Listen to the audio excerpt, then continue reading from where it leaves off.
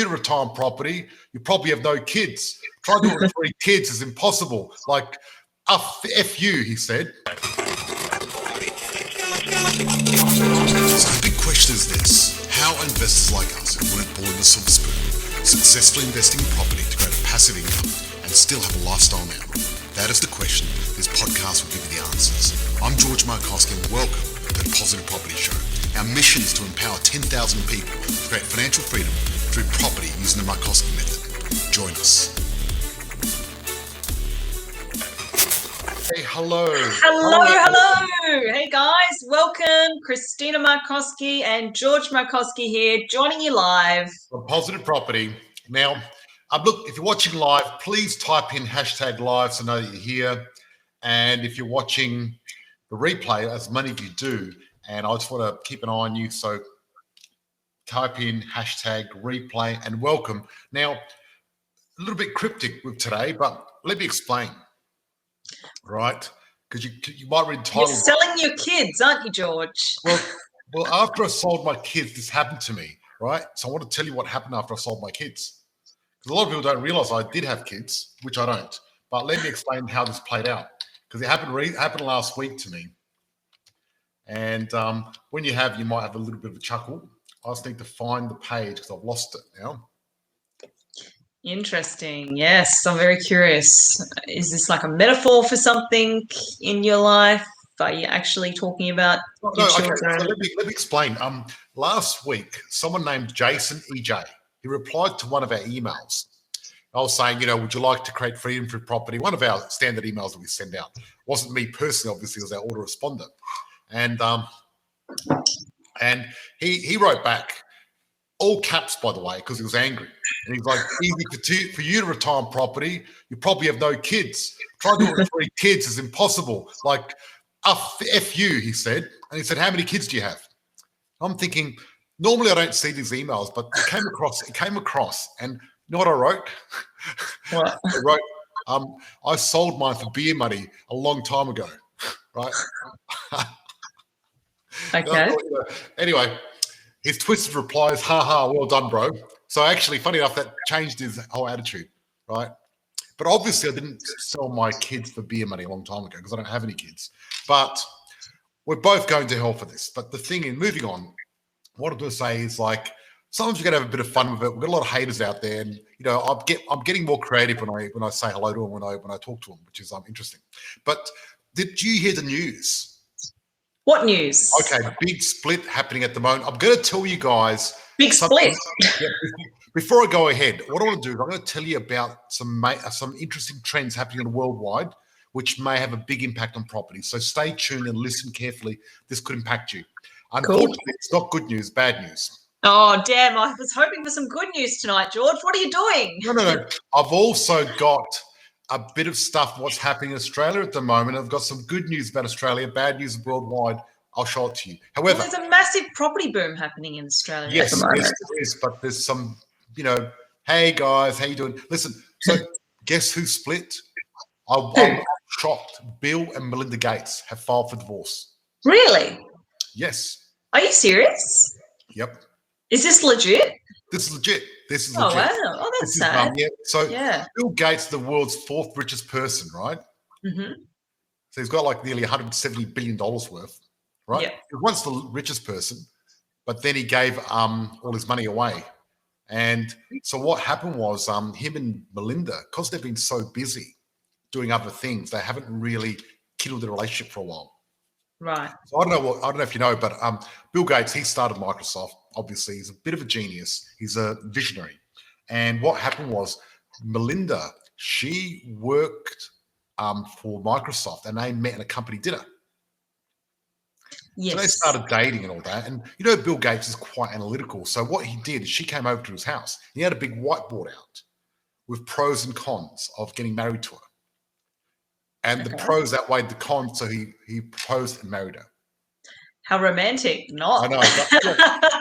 Typical of a tech genius. That was how he proposed. Yes, so he may be the 4th richest now, but after he gets divorced to Melinda, he may go down a peg or two. But look at the guy that owns Amazon, Jeff Bezos. Jeff Bezos, he broke up with his wife, Mrs. Scott, And because he was the richest man in the world, he stayed the richest.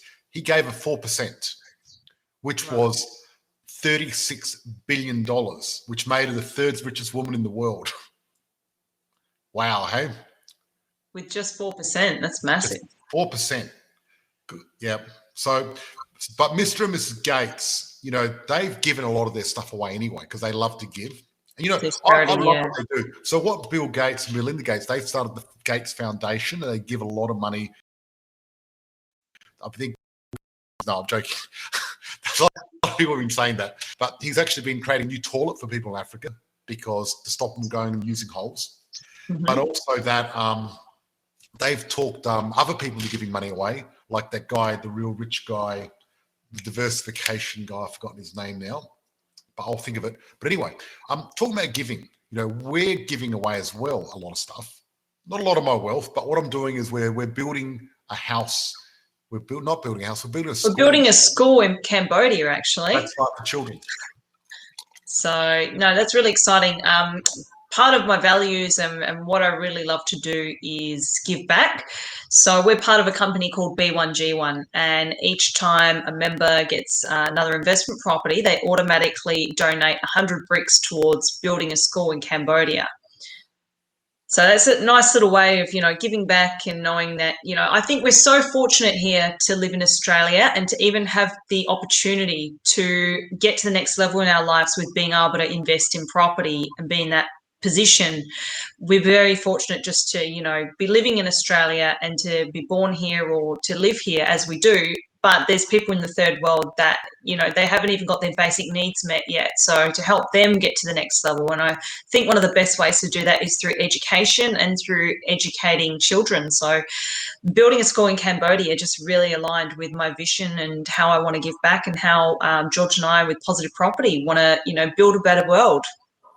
Absolutely. But talk about building a better world, I want to talk about the state of the market. I want to talk about some of the economic forces that are shaping what's happening at the moment.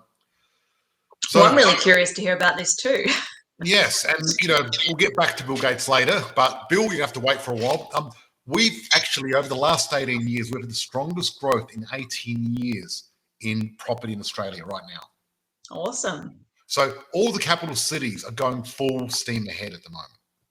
Yes. So nationally, prices rose 5.7%. Okay. That doesn't sound that huge. Annual gains are hitting double digits. Right.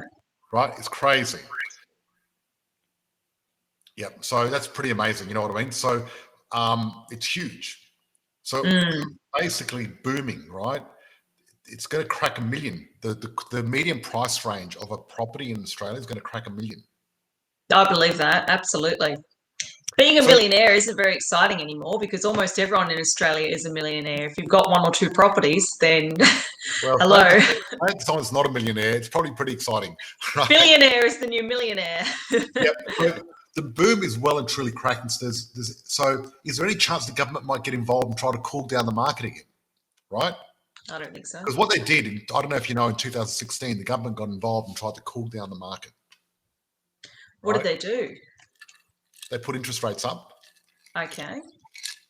They made it harder to borrow money. Right. Cool down the market because they want to control the market. Well, did it work? No, it didn't work. Never does. They try to stimulate the market, they try to put it up, it doesn't work. But hey, that's what happens. So, but I don't think they're going to do anything at the moment. They're letting it go. Yes. So, but on a world scale, there's a lot of changes going on since Biden has taken over from Trump. Oh, okay. This is fascinating, interesting. What's happening with American politics? Well, I don't know if you noticed what's happened on the world scale over the last 40 years is corporate tax has been falling year after year. Okay. Right?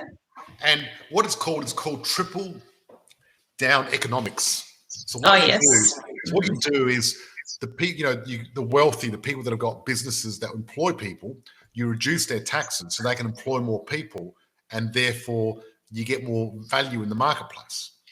Mm-hmm. Right? And that's what's made countries like America some of the richest countries in the world. Yes. Unfortunately, though, with America, unlike Australia, there's a bit of a wealth disparity. Where here in Australia, we've got quite a large middle class portion, Yes. massive middle class, which is a good thing because, There's a massive disparity in America with, the super rich and the super poor. So it's pretty crazy, the difference there. Yeah. Not just America, I think in quite a few countries. See, there you go. There's someone that says, Daryl saying, I'm giving energy to my neighbours via solar. Well done, Daryl. Good work.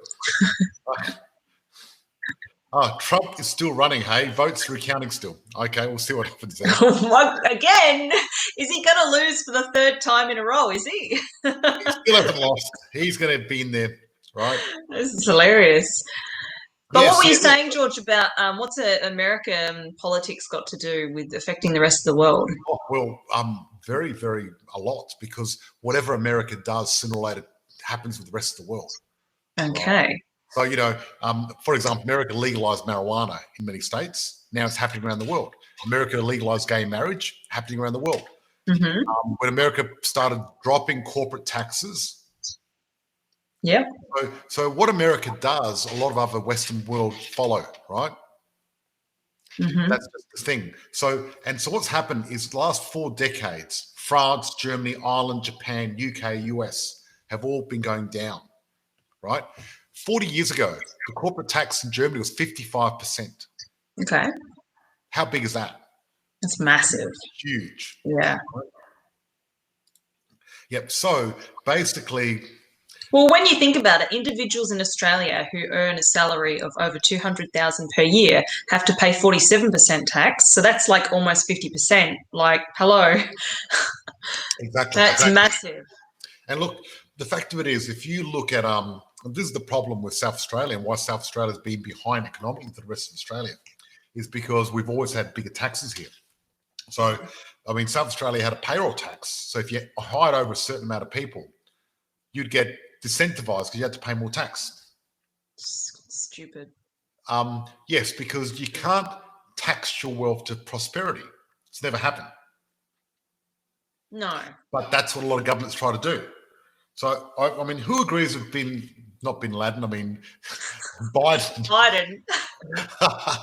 Calling him Bin Laden, that was bad. But who agrees with Biden? Should we tax corporates more? Or... So someone's saying, do you reckon Melinda Gates is available? We'll have to get back to you on that one, on the status of, yes, her dating status.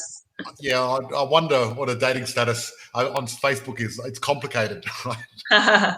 Yeah. So talking about, should we tax businesses, or are you talking about should we tax big corporates? What was your question? Yeah, so the thing is, Biden wants to tax corporates a higher amount.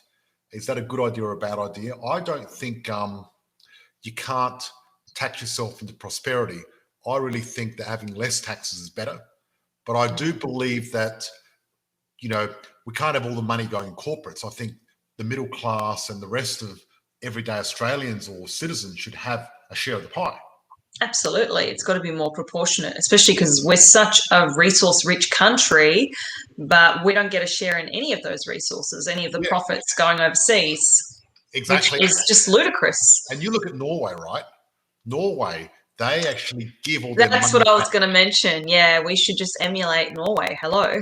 They've got the biggest fund in the world, which they funded on charging all the petroleum companies lots of money. Right? Yeah. Every Australian should be getting a cut of our resources. Yes, that's right. So I think it's instead of just, Clive Palmer and what's that lady called again? The richest lady in Australia. Gina Reinhart, people like that. Yeah, they've got enough money. Exactly. Share the wealth. But see, look, this is the deal. When you've got people like the guys that started Google or Facebook, right? They actually, the way they make their money is by giving lots of value to the world. Yes. Right? You think about, you think about Google. Google gives you access to everything around the world. So you're getting lots of value. So I think billionaires that are adding value are excellent. And we want more billionaires adding value. And look, I'd like to be a billionaire to add value if I was to be a billionaire, but even we want more millionaires to add value. And I like adding value because if you can make money by adding value to the world, it's a positive plus a positive.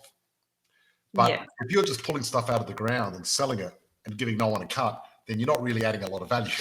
No, there's no value add there. They're actually taking value out of Australia. Yes. And giving it to other countries. Yes. Yep. Absolutely. So I believe in multiple businesses, not monopolies. Yeah, I totally agree. I think we need to have competition, and competition is very important. And I think we don't want oligarchies or anything like that. Oligopolies. I can't even say the word. So I guess this is the deal. The boom is well on its way, right? And what a lot of people don't understand about this is a thing called opportunity cost. And that's what I want to discuss tonight, right? Because a lot of people aren't clear on how this works, right? But this is the main reason why people don't achieve what they want in life. It's also one of the biggest mistakes that property investors can make. You know what that is? Sitting on the sidelines and doing nothing. Having a huge amount of uncalculated opportunity cost. Right? So not even knowing. Okay, not knowing what they're missing out on. Thank you. You're already adding value, so you're on your way, George McCoskey. Thank you so much. I very appreciate it. Yes. But see, if you don't know what you're missing out on, that's even worse than knowing what you're missing out on because you can't act on it, right? Yeah. You know how they say you don't know what you don't know, right? Yes. But see, opportunity cost resides in the comforting bosom of inaction. I had to use the word bosom tonight. I couldn't help it. Right? And some people choose to do nothing. Right? But they don't realize that choosing nothing is still choosing something, but it's just nothing. It's a bit like when you're sitting on the fence. Sitting on the fence is the worst, right? But you're still choosing to sit on the fence. Yeah. And, someone's saying idle cash because too scared to act. Yes, that's one of them. But another person's saying, how do you know if you don't know? Well, great question. It's about getting educated. It's about getting out there. It's about coming on our podcast, Positive Property Podcast, or coming on our channel, Australian Property Chat. But how do you know you don't know? Well, I'm going to try to explain it to people and do the calculation. Because you don't know what you don't know. We're here to help you know. Yep. So I'm going to go through a scenario, and I want you to listen carefully and see if you are part of the scenario or not, right? So if you've got a job and you're earning over $49,000 a year, and if you've got some assets, whether a house, a mortgage, a deposit, parents with equity, several, what do you call it, not properties, cars or jet skis or motorbikes and stuff like that, means you've got some sort of way of getting a deposit, and you've got an income that can support a property. If that's you, then you've probably got the ability to invest, right? Whether it's 300 or 500,000, somewhere there.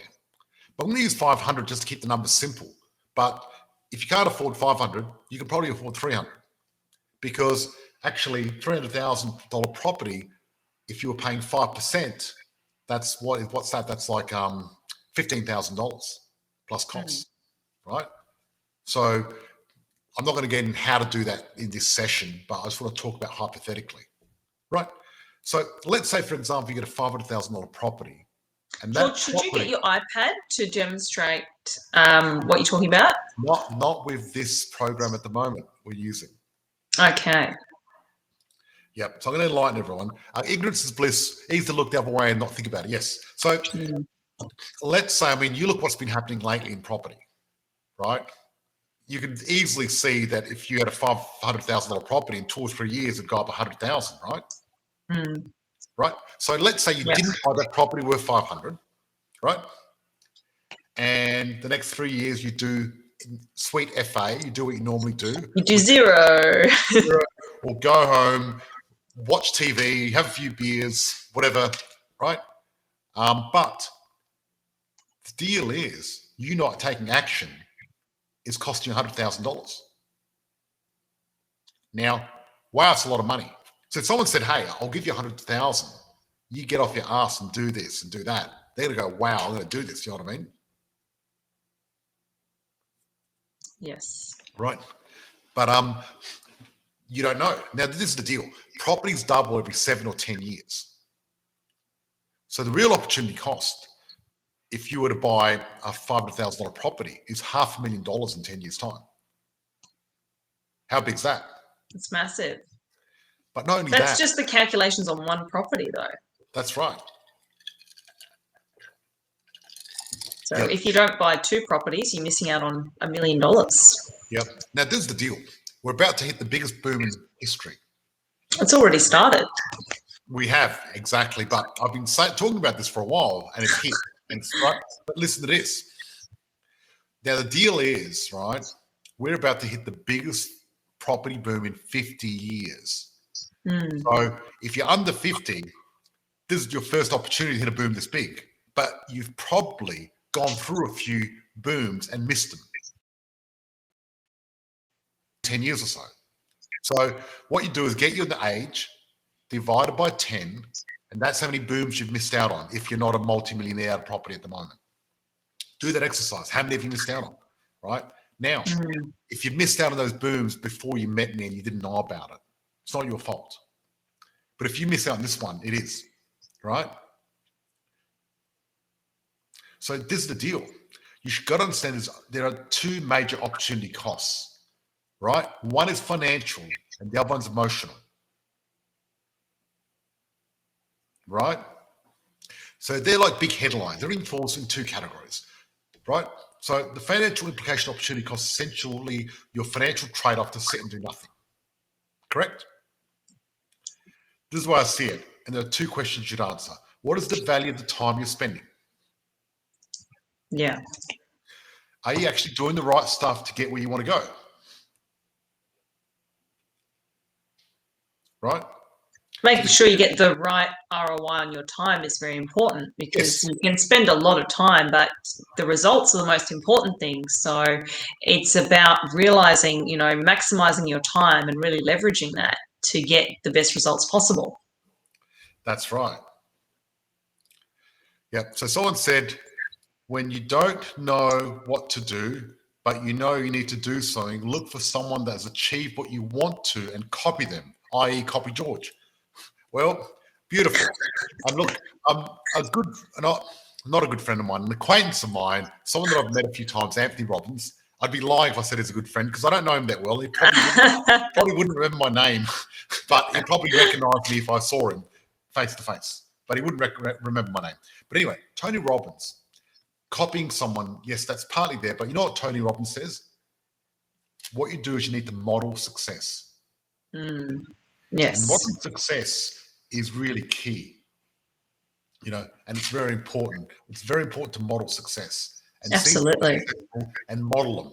Because copying, there's some connotations of copying, and there's nothing wrong with copying. You know what I mean? If someone's got $1 million walk and he walks funny, would you walk funny? You just want to do the important stuff. Hell yeah. Yeah. Right? Jim Rohn talks about the $1 million walk. It's funny. Yeah. So dollars versus time and opportunity cost, and that's what we're going to think about. Yeah. And, what we're going to do is we're going to think about our opportunity cost now with the property market, what's happening, and what's going to happen with the opportunity cost. And really, at the end of the day, you need to really try to get out of your comfort zone because, the emotional cost of missing opportunity is even bigger, right? Because what happens is I meet a lot of people. We have a lot of people joining our program, 4 or 5 every week at the moment currently because it's going crazy. Our phones are off the hook. And I, every now and again, talk to some people when they join and have a chat to them. And one of the things I hear all the time, they're like, George, I wish I did this 10 years ago. I wish, what I mean? Right? Because you know what they say, when's the best time to invest in property?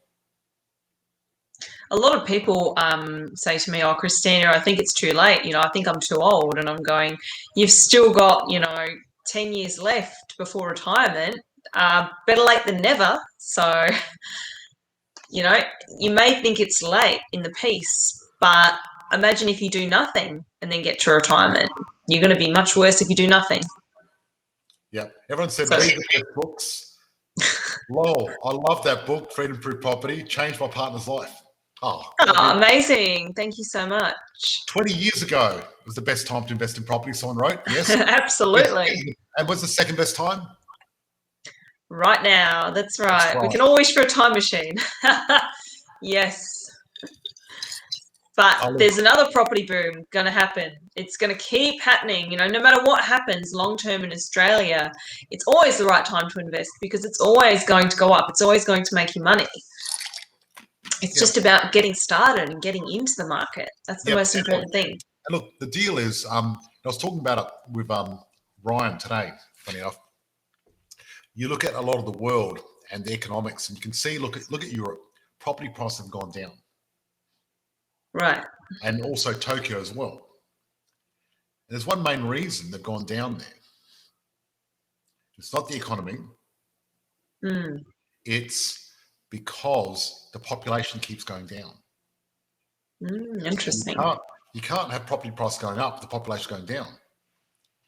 So what we're going to do now is, I've had my little rant talking about opportunity cost. We talked about Melinda and Bill Gates getting divorced and Jeff Bezos and his divorce. We spoke about what's happening on the world stage with corporate tax.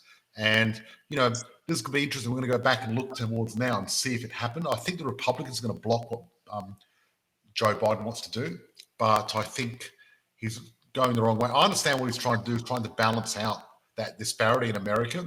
Don't know if he's doing it the right way. We're going to start asking a few questions because tonight is our monthly Sherp. And in 15 minutes time, we have to go to our black belt group and we're going to talk to our black belt members and help them solve their real estate challenges because they're paying members. But I want to answer a few quick questions. Yeah, great. Okay, here we go. We've got Michael Garland. Hi, Michael. Welcome to the show. Hi, Michael. Thanks for tuning in tonight. I'm 34 years old and single. Should I buy investment property or PPOR first or principal place of residency? It doesn't matter. Yeah, good. So thank you. I didn't know what that meant. Yeah. Okay. So look, good question, Michael. Great question. It depends on your income, but this is the deal. Michael, what happens is, if you look at Robert Kiyosaki, one of my mentors, this is the one thing he stresses over and over again, is your principal place of residence is not an investment. No. It's a cost. It's a liability. Now, long term, it does go up in value, but it costs you money. You have to pay out of your own pocket because what happens is, normally, if you've got a normal job, what happens is you pay your super, pay your tax, and then you use your post-tax dollars to buy all your stuff, and then what's left over, you pay for your mortgage, which is normally sweet FA, and you're getting no help, which is really crazy because you're not using leverage. Because what's the most important thing is leverage. Michael, this is the important thing. I did not build a multi-million-dollar property portfolio on my own at all. Did not do that. I had a team of people helping me. The more people you got helping you, the better. So what I like to do is I like the bank, the finance, the tenant, the tax man, the property manager, circle of safety, everyone else doing the heavy lifting. What I do is I do the important thing, which is make a decision to buy a property. It's going to go up in value. That's the hard part, committing and doing that. That's my contribution. Everyone else contributes everything else, right? And what you really want to do, Michael, and if you watch, if you go to my YouTube channel, I actually did a presentation on the Today Show with Stefanovic, wasn't it? And the other lady? Carl and Georgie, yeah. Yeah, Carl and Georgie. And Georgie actually called me a property guru, Australia's property guru, which I was quite happy about. Not that I'm your guru. But anyway, but basically 40 to 50,000 a year, yep, great. So you're paying tax. And really what you're doing at the moment, Michael, is that tax money you can't get back. Every year you're giving the ATO money week after week, year after year, right? Yeah. And it is, what you want to do is stop that hemorrhaging, because there's only two things you can do with your money, your tax money. Give it to Scott Morrison, right? Good old ScoMo. Or you can put it into property. We've got great. Oh, absolutely. Right. And so, Michael, imagine if you could put $85 a week into property. You got the tax doing that. You got your tenant doing it. Imagine if you had your tenant and the tax man paying off the property for you, and you didn't have to lift the finger. and you just have to sit there and reap the rewards. And in 7 to 10 years' time, that property you bought, whether it's 350, 400,000, is going to be worth double. Right? And then, but the beautiful part about getting an investment first is the fact that it's the gift that keeps giving. You're going to be getting rent coming in every week. You're going to be getting tax dollars coming in every week, and you're going to get capital growth long term because you're buying your investment property where it's going to make you money. Whereas the place where you want to live might not be in a suburb that has high capital growth because it's an emotional decision. It's just where you want to live. It's not based on numbers or research or anything really. Can I make a confession? Go for it. I confess. Okay, let me confess something because a lot of people ask me about this, and I want to confess and open up. I'll talk about the elephant in the room. Okay, I'm going to confess. Right, I own my own property. Right, and a lot of people are going to say, George, you're telling everyone to rent and buy a property. Why are you owning a property? And I want to lay this down and explain to people because you need to know this. Because I like to be, I like to be authentic, and I want people to know the story. I'm not going to pretend. I'm not going to be like Grant Cardone and pretend that I, rent, but really own my own property. No, he stopped doing that now. He actually admitted that he owns it too, which is good. So this is the deal. I own my own property, and why am I telling you not to own your own property? Why this disparity? I'm going to tell you the truth. I didn't own my own property. I rented for a long time. I rent vested, right? So what I did is I lived where I wanted to live, which saved me $150,000 a year because I live on the beach. I live in a very expensive house on the beachfront, no road, no nothing. Like we got sand in the house. Pretty awesome. And then what I did is the reason I own my own house is because I've earned the right because I've become a multimillionaire in property. And what's the point of having a shit ton of money if you can't enjoy yourself and spend it? Yes. But you're doing that off the back of having more than 10 properties in your portfolio. Off the back of having a whole pile of big portfolio of property. I've got 39 now. I've got lots of properties, and 10 of my properties pay for my house on the beach. And they pay for your PPR, yeah. That's right. So what you need to do is rent vest and buy investment property. And when these investments can support your lifestyle and living where you want to live, once you deserve it, once you earn it, then you buy and own and occupy. But until you earn your right, don't you dare think about buying and owning and occupy because you're just putting yourself in a hole and you're going to spend 25 years wasting your time trying to pay off this stupid friggin' mortgage, right? I'm very passionate about this because people get caught up. And I meet so many people that go, oh, I'm going to buy a house and I'm going to save every cent. I'm not going to go out. I'm going to pay off my house. And then when I pay off my house, I'm going to buy investment property. Yeah, but what's the point when you're 65, right? It's too late. Right? So that ship has sailed.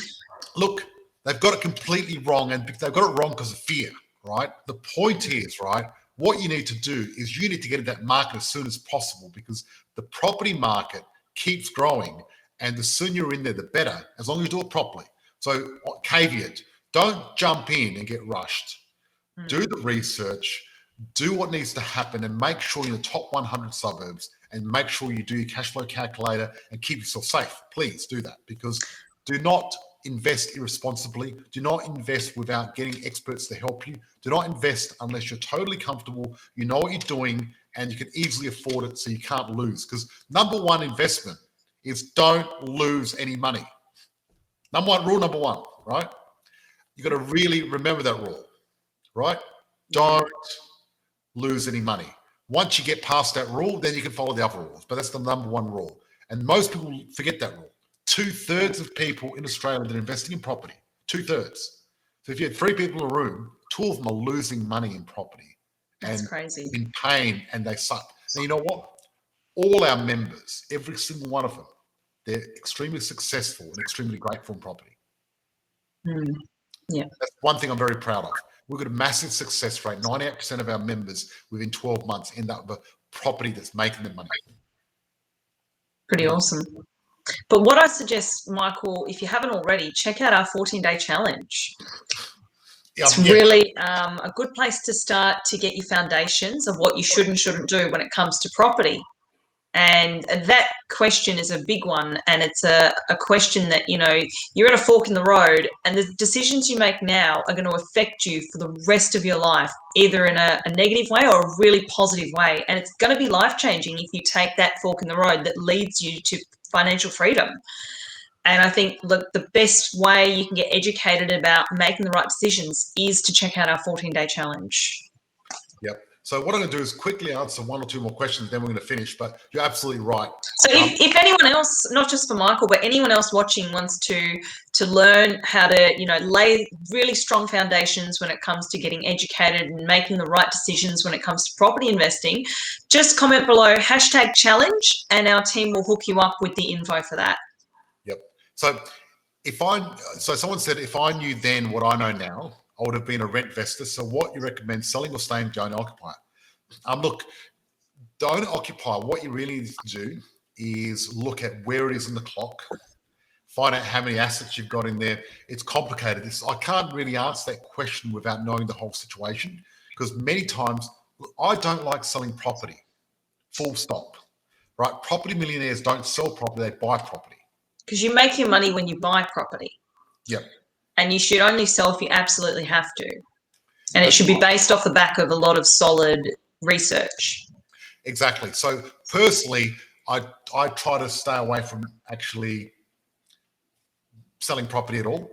So what you look at is, if you've got an owner occupier, find out where it is, how much it's worth, is it cheaper or more expensive renting somewhere else?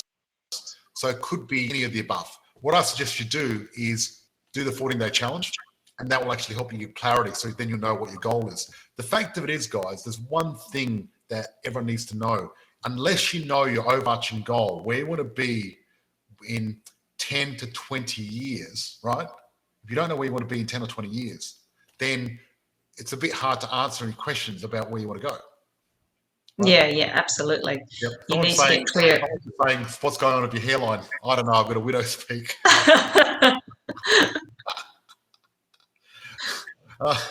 So guys, comment below #challenge if you want to check out the challenge.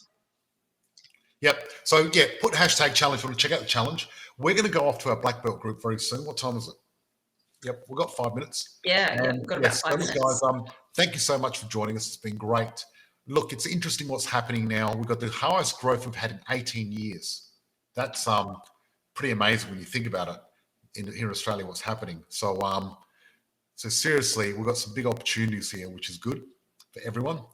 And the guys that haven't invested before, what you need to do is educate yourself. And I really suggest the 14-day challenge that I did. And the good part about the challenge is, you don't have to pay for it until you finish anyway, right? That's the beauty of it. But you've got to think about the opportunity cost. With the challenge, it gives you a plan on exactly what you need to do to get where you want to get, which is great. Awesome, guys. Well, thanks so much for joining us. I've had a ball. It's really great to catch up. Great to get back on these lives again. I know it's been a while since you guys have seen me. Absolutely.